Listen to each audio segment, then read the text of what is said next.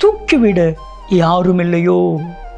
இன்னைக்கு எல்லாருடைய இருதயத்தினுடைய ஒரு சின்ன எண்ணம், என்னை தூக்கி விடுறதுக்கு யாருமே இல்லை.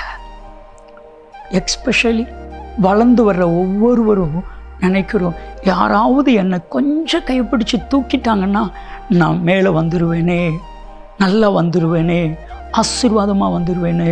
உங்களை தூக்கி விடுவதற்கு கர்த்தர் இருக்கிறார்.